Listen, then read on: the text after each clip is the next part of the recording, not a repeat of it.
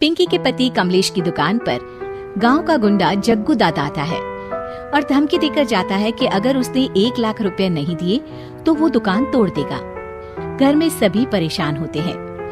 अरे सत्यानाश हो उस जग्गू का, अच्छा खासा लड़का था, पता नहीं क्यों गुंडागर्दी करने लगा, किसी की भी जमीन हड़प लेता है और अब हमारी दुकान के पीछे पड़ा है नास पीटा। मेरे तो कुछ भी समझ में नहीं आ रहा कि मैं क्या करूं। अरे बेटा, मैं तो कह रही हूँ कि 1 लाख रुपए दे दो और छुट्टी पाओ इस जग्गू दादा से। नहीं माँ, मेहनत की कमाई है, ऐसे कैसे दे दूं? मैं तो 1 रुपया भी नहीं देने वाला उसे। अरे पैसा तो दोबारा भी कमा लेंगे, पर जान है तो जहान है।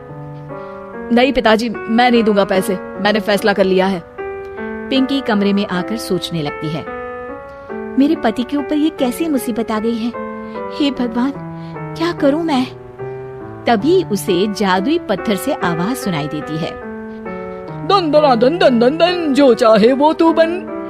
अरे हाँ, मैं भी कितनी भुलक्कड़ हूँ, मेरे पास तो जादुई पत्थर है, पर मैं क्या करूं? जग्गू दादा तो बहुत बड़ा गुंडा है, उसका सामना मैं कैसे कर पाऊंगी? पर मुझे ये करना ही होगा। पिंकी प्लान बनाती है और उसे एक आइडिया आता है और वो आइडिया वो सबको बताती है। सुनिए, मेरे पास एक प्लान है, आप जग्गू दादा को पैसे देकर उन्हें घर पर खाने पर बुलाइए।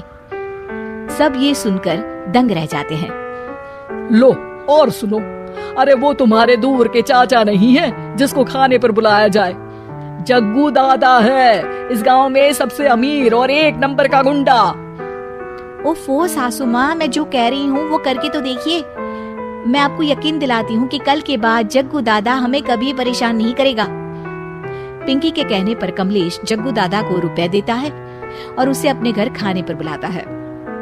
अरे भाई, मानना पड़ेगा कमलेश, काफी तरक्की कर लिया तुमने। 1 लाख रुपए तो बड़ा ही कम डोनेशन था। जग्गू दादा सोफे पर बैठता है और सबसे मिलने लगता है। अरे भाई लता मौसी, ठीक तो हो ना?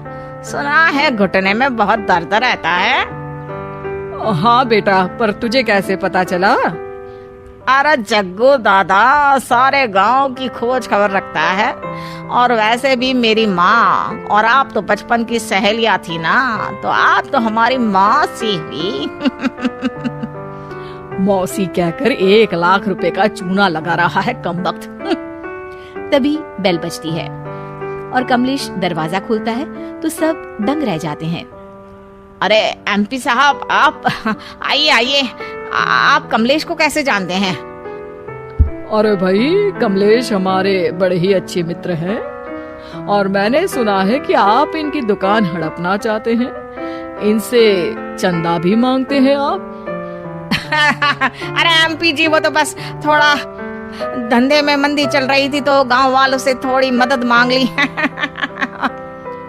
देखो जग्गू दादा, होंगे दादा तुम अपने घर के, ये हमारे पहचान के लोग हैं, इनके साथ तुमने कुछ भी उल्टा सीधा किया तो सीधा जेल में डाल देंगे, समझे? फिर वहाँ बाकी कैदियों से चंदा मांगते फिरोगे क्या? जग्गू घबरा जाता है और वहाँ से जाने लगता है। जी जी एमपी जी, समझ गए, हम चलते हैं, हमें माफ कर दो कमलेश बाबू।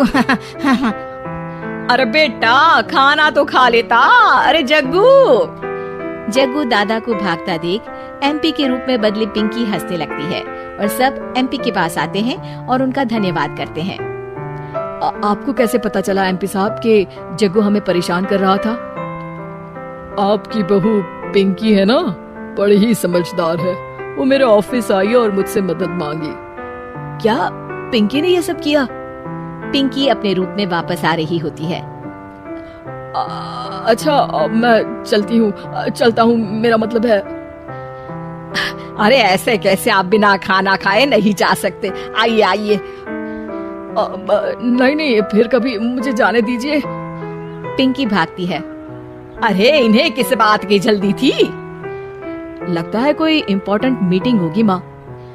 हाँ भाई, बड़े लोग हैं, दिन में कुछ ना कुछ चलता ही रहता है, लेकिन भगवान का शुक्र है कि आज बहू की वजह से सब सही हो गया। पर बहू है कहाँ?